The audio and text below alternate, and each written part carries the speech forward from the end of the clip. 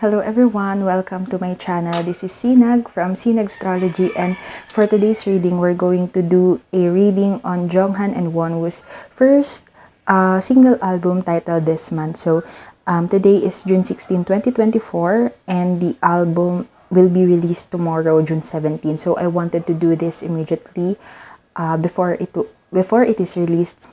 So for this reading, we're going to use the Cosmic Slumber Tarot and the Oracle of the Mermaids, as well as some astro dice for confirmation or as confirmation.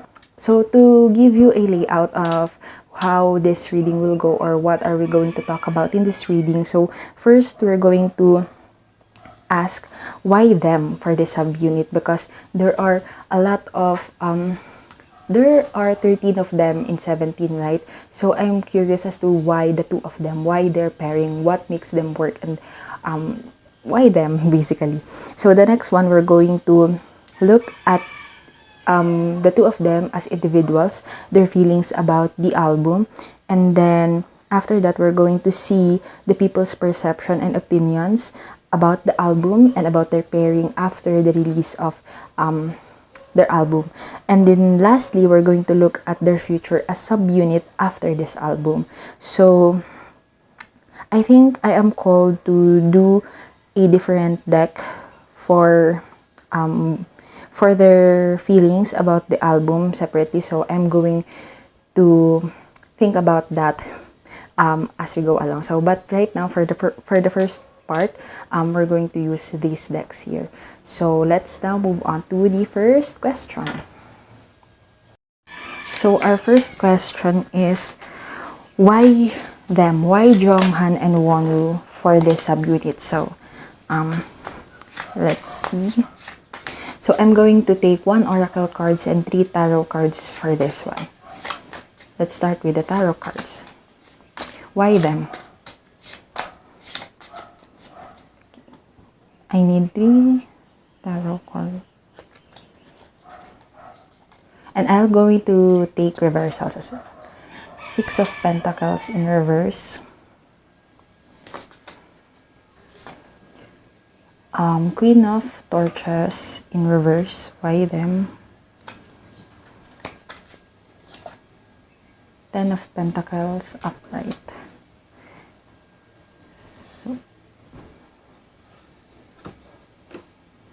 And then we're going to take 1 oracle. So for the oracle cards, I'm also going to read. I'm going to take that. So for oracle cards, I'm also going to read the reversals. Why them? So I just need 1. Wait.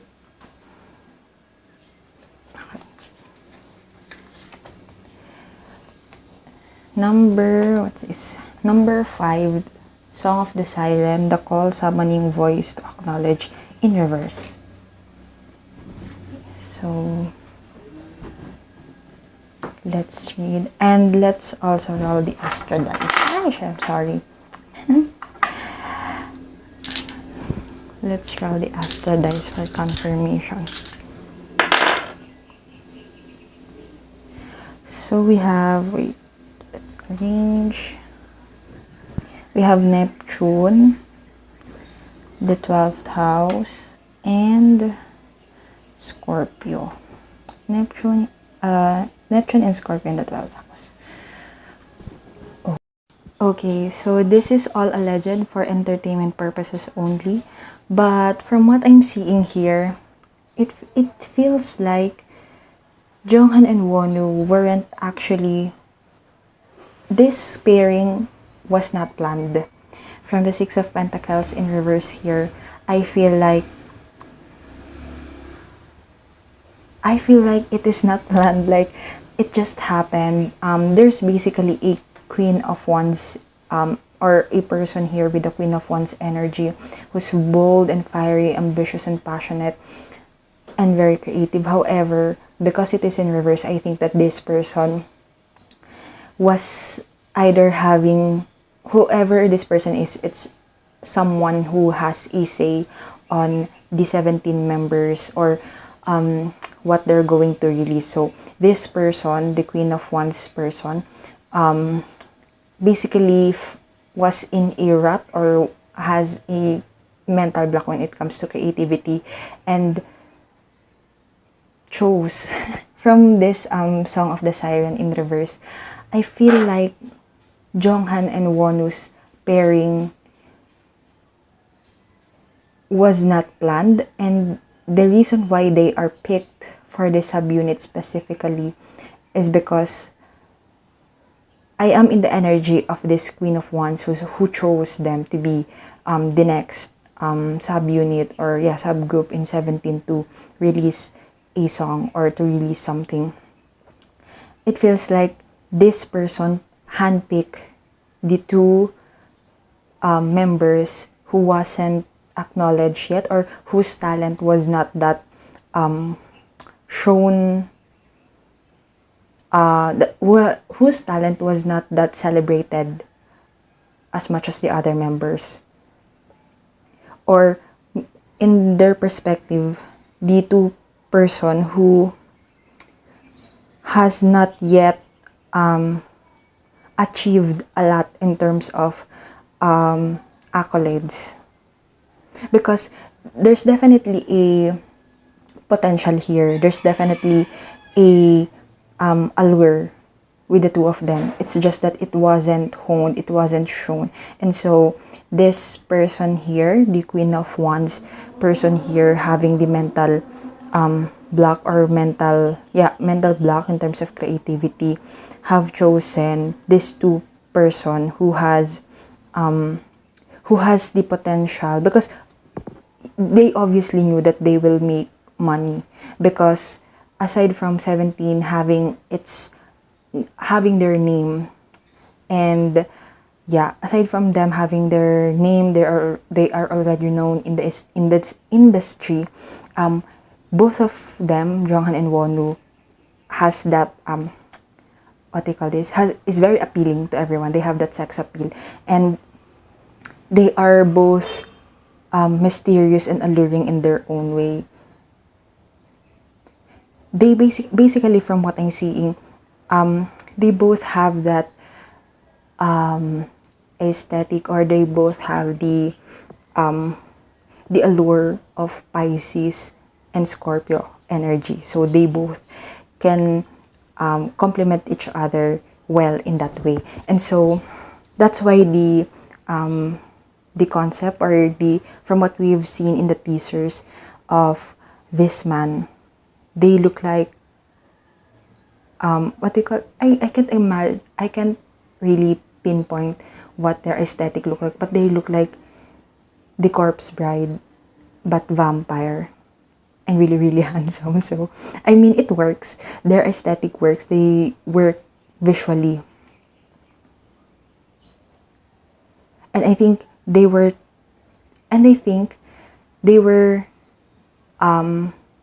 picked because they have a similar vibes. But from what we have known of them, right, they are from different subgroup in 17. Jeonghan is in the vocal unit, and Wonwoo is in the hip hop unit. So they both are in different subgroups, but they have the same, I don't know what else or how to express this, but they both have the feminine and masculine energy in them, and they can both show it. Oh, maybe that's I'm kind of channeling na, but maybe that's why they choose them, because first of all, Jeonghan already can sing because he's from the vocal unit. So they already have that in the singing arena. And then we have Wonwoo, and he's in the rapping area, and both of them obviously are good dancers because they are in 17, right? So, and aside from that, in terms of the balance of the energy, Wonwoo, both of them have the masculine and feminine energy within them. It's just that Wonwoo has the masculine more dominant, and Jeonghan has the feminine dominant. So I think them being in this project together, it balances, and it looks, aside from that, they both look so good. So obviously they're going to have some fans. They're already basically their success with this album was already seen ahead of time. Yeah, but I feel like their pairing was not planned. Like, I don't know, but it makes me think of, for example, they are,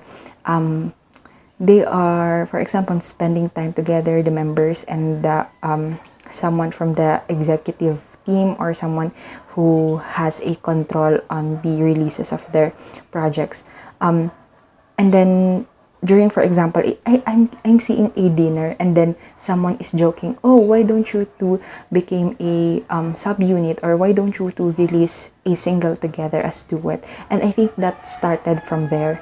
The reason why they were picked, it started from something as a joke. I'm basically channeling that.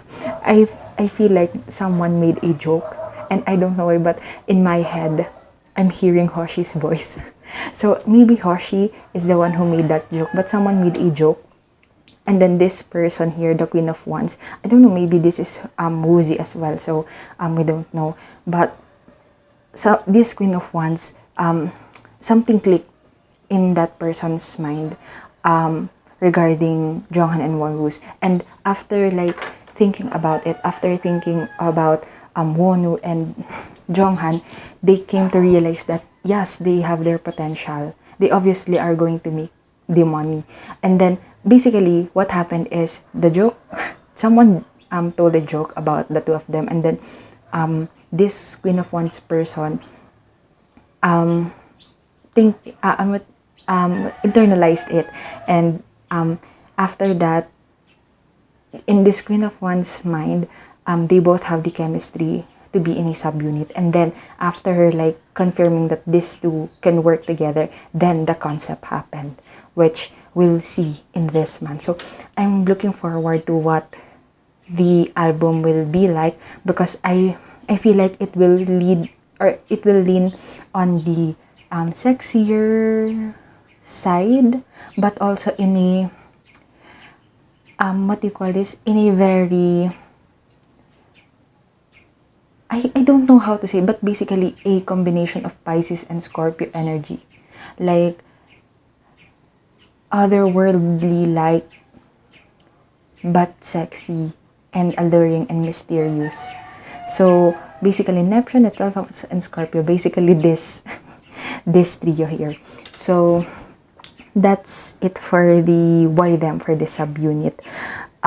Let's move on to each of their feelings towards this album. We'll start first with Jeonghan, and then we'll move to Wonwoo's.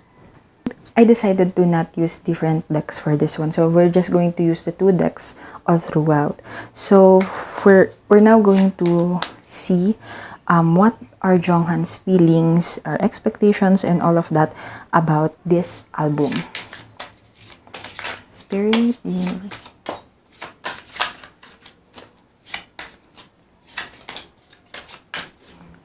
okay, so this one came out, Two of Torches, Two of Swords, the Lovers, oh sorry, the Fool, the Lovers in reverse, the Fool. And then let's also take one oracle card. Let's take one oracle card for Jeonghan's feelings about this album.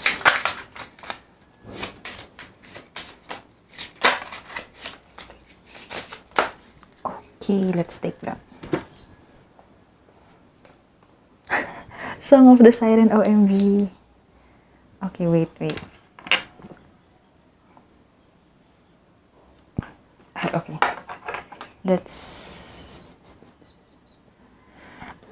Okay, let's do the Astra dice.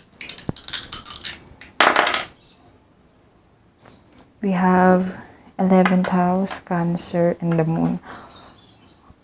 Ooh, okay, I think this spread is very easy.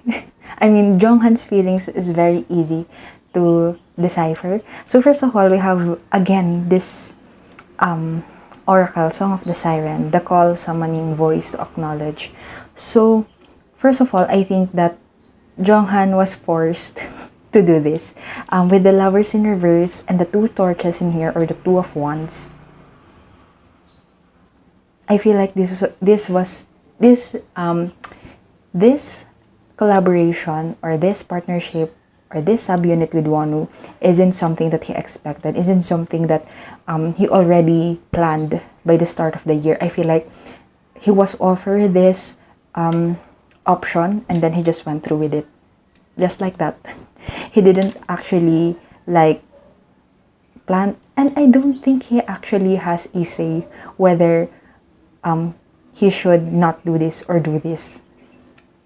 I think it was forced on him, but he kind of went along with it as well. Like, he did not fight it. I'm seeing that at first, or the way it was presented to him, it was like he was given an option to do it or not. But there's a hidden, or there's a subtext or underlying thing in here, in the way that it was phrased, the question was phrased, that basically says that you have no choice, like, you need to do this. And then he's like, okay, I'ma do it. He's very I don't feel resentment towards it, because I feel like it was kind of forced on him, but I don't feel like he resented it. I feel like he's just going on with the flow, like, okay, whatever you say.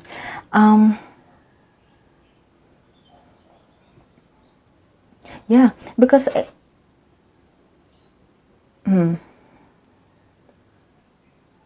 actually, okay, the way this started, it started with a proposition and an underlying like force on it that you should do this, and then him taking it like, okay, I'm just gonna take it. And then after that, at first he was like nonchalant about it, but when he was doing the actual work, when he was doing like the recordings and the brainstorming with Wonwoo and the creative director and the creative team, I think his heart was on it na.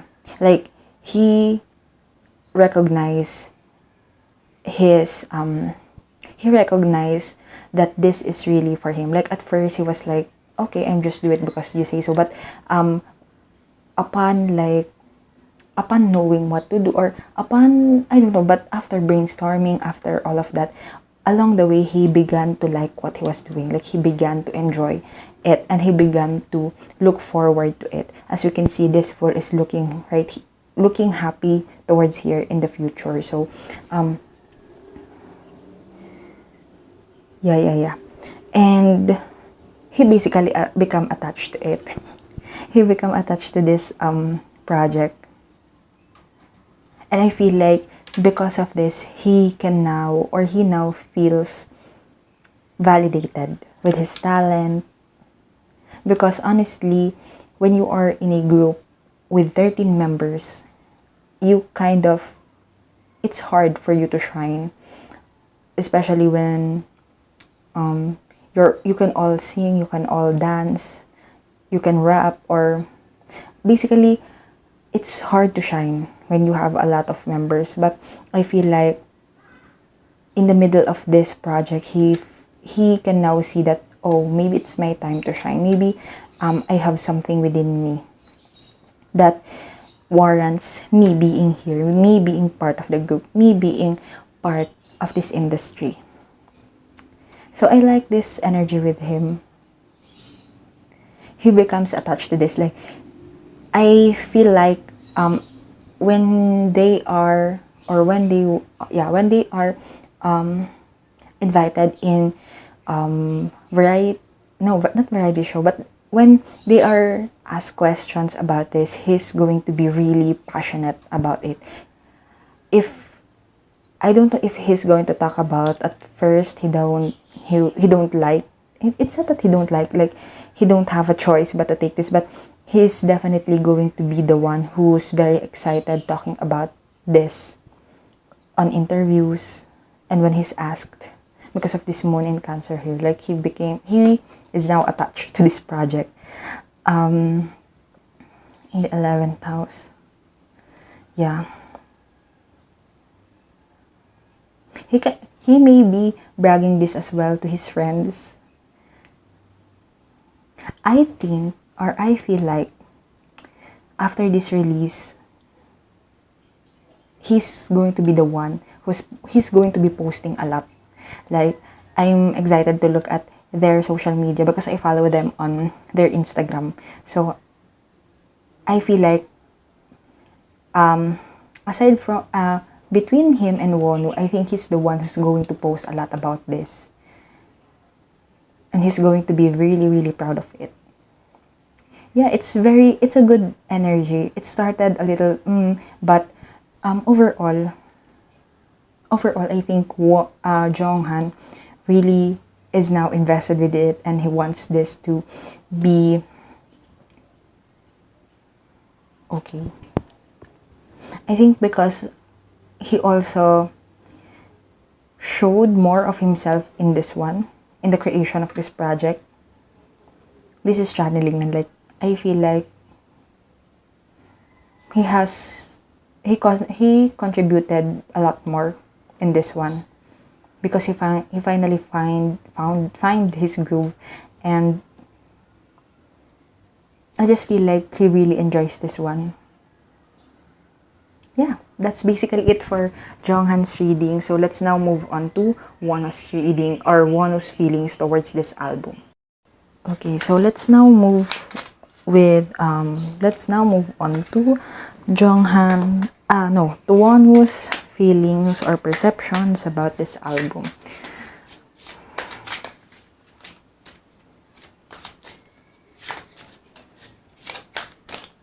Oops, I'm not going to take that.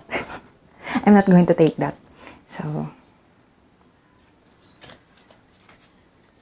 first we have Queen of Pentacles,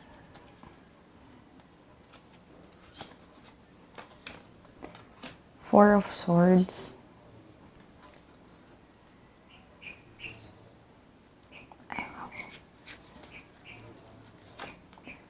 Eight of Cups, and now I need one oracle card, or no, let me just put it there. I need an oracle card. Wonwoo's feeling or perception about this album. Okay, I'm just going to take that. Lemuria returns. Earthy spirituality, community, ocean conversation, number 29 or 9. 11 or 2. So, for the Astro dice, we have Libra, second house, and North Node. So, this is Wonwoo's feelings about this album. Okay, so first of all, from what I'm seeing here, Wonwoo, I don't know how much did they get in their contract for this one, but it feels like Wonwoo is satisfied with the financial rewards, both from the contract that they've got and the financial rewards that we'll get after this album is released. He's very satisfied with that, with the second house here and the Queen of Pentacles here. I think right now, since upon its conception, upon the conception of this idea of this project, and basically then and until now, that before the release of the project, I feel like Wonwoo is very patient with the Four of Swords here and the Lemuria returns. He's very patient. Actually, this reading of Wonwoo was more calm than what I did with Jeonghan's reading. I feel like Wonwoo is very chill right now. Like, he's not really, I feel like it's because he's assured of their capabilities, of their work, of the quality of their work, that he's just waiting for this to release. Like, he's taking his sweet time.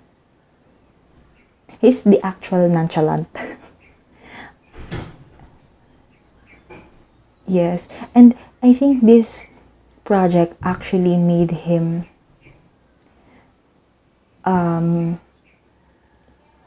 answered to his prayer or to his desire, because he wants to do something different. As you can see here, he's leaving the Eight of Cups behind, and he's basically going to this cliff, but from water to earth. And here we have earth. And here we have earthy spirituality. Yeah, I think Wonwoo is focused on the material things. And it's not bad. He's focused on the stability that this will give. And aside from that, it also gives him other another side of him, or another area to focus. He's not just focused on 17 as a whole. He has this other thing as well. And it's basically a birth of something new. He's excited for it, and he wants this to release. But compared to Jeonghan, he's more relaxed. He's more of, I'm going to take my time to rest, and then I'll enjoy the accolades. I'll enjoy the awards when we get there. Jeonghan, upon growing into his feelings, into liking the album, into liking the project, was very like, he was very active on it. Like, he's very excited every day until it's released. And even farther than that, while Wonwoo is, after the album was done, after everything was done, he took a rest. Like, okay, I'm just going to rest and chill for now, and then we'll get back with the high energy once this album was released. He's very chill and very calm. I feel like this is a stability of him. I don't know why I kept reading these K-pop idols these days. I feel like they don't feel secure financially these days. And my throat is clogging up, so Wonwoo's throat chakra is a bit but yeah, I think that there's something going on with the K-pop industry, because why are this like, or maybe because they have reached past their 7 years, so maybe this is like, I don't know, speculation, allegedly, for entertainment purposes only. But yeah, he is part of the K-pop idols who wants to focus on the material or the financial stability right now. So comment down below if you are interested for me to do a reading on why does the K-pop boys, the K-pop what they call this, the K-pop industry, or the people, the groups, the members in the K-pop industry is very focused on building a financial stability or being financially stable. Because I also felt like this with Nayeon, like, and Jio.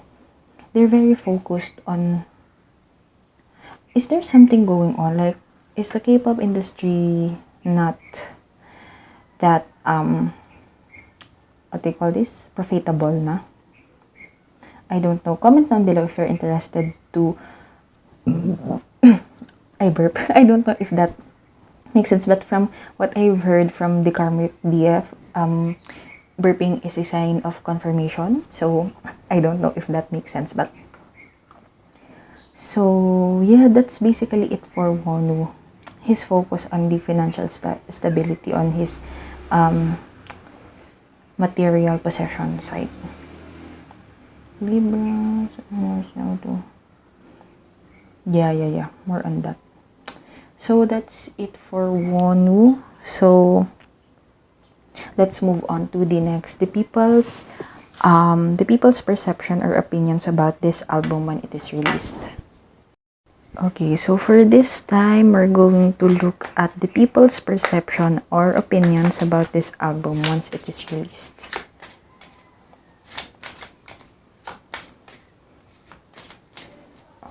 Okay, I need three tarot cards.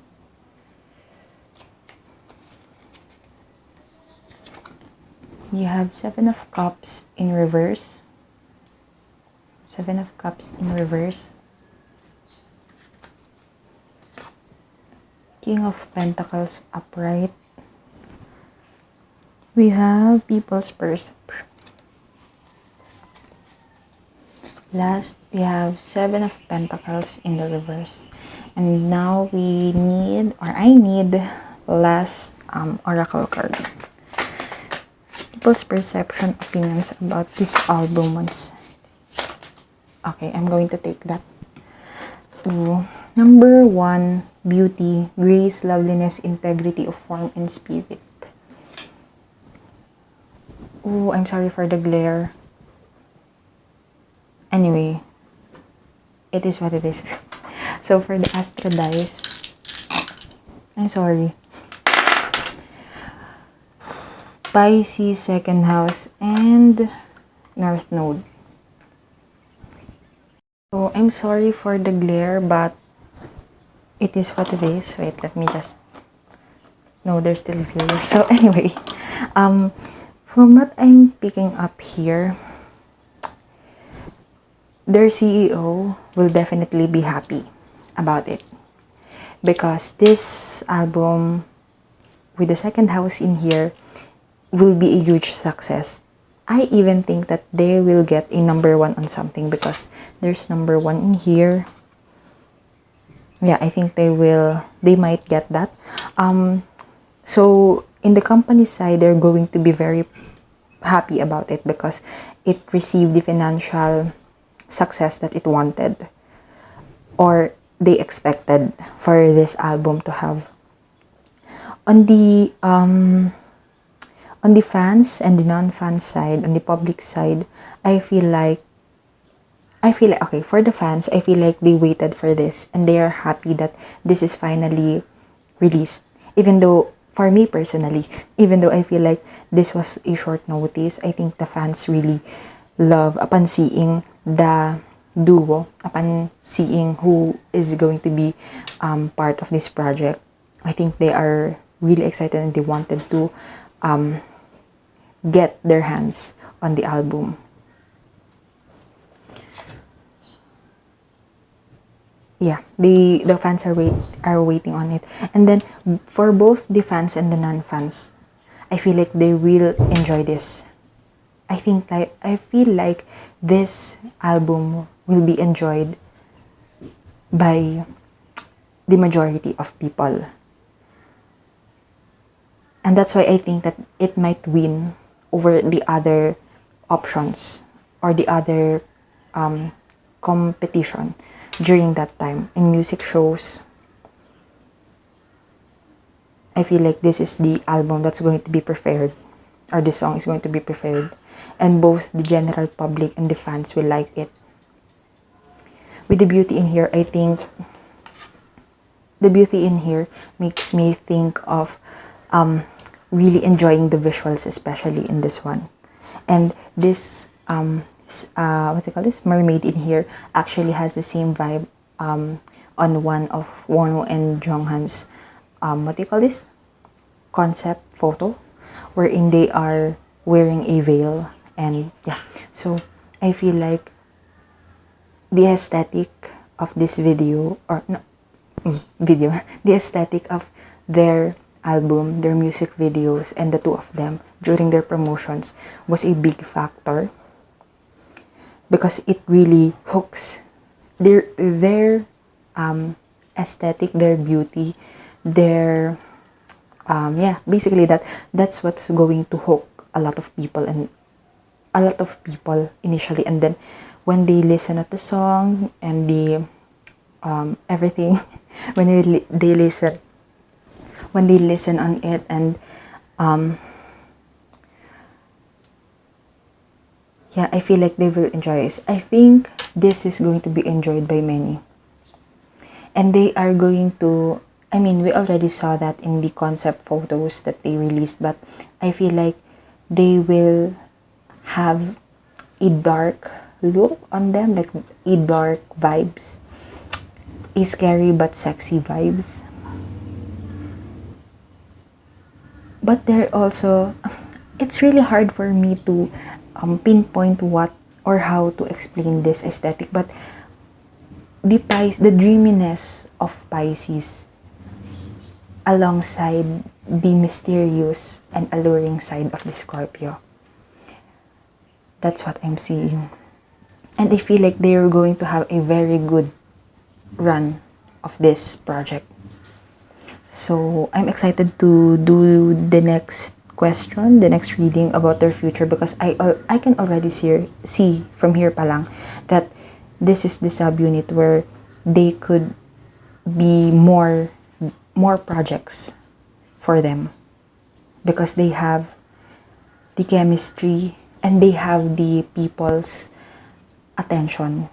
They have the people's support as well.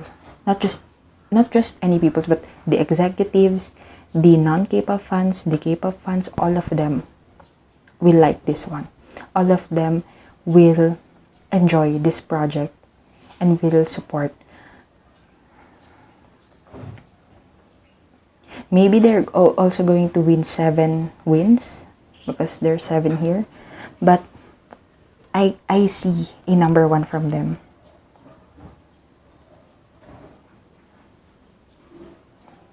Yeah. So let's now move on with the next and the last reading for this one. The future of the subunit after this album. Okay, so let's now move on with the future of the subunit after this album.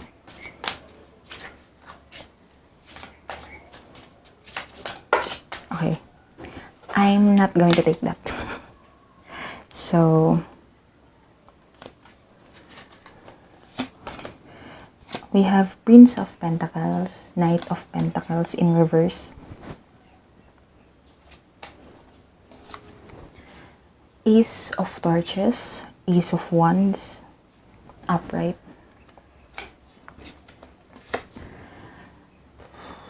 the Moon in reverse. Okay. So let me arrange, and then their future as a subunit after this.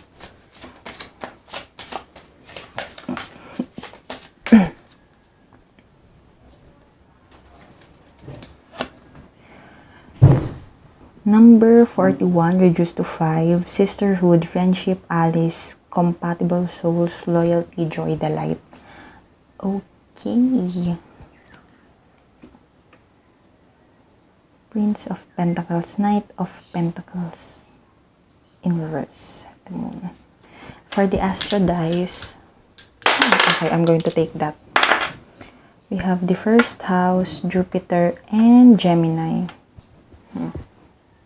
So, yes. So, this is the future of their subunit after the release of their album, or yeah, after the run-through of this album. So, from what I'm seeing, they will still, okay, how do I say this?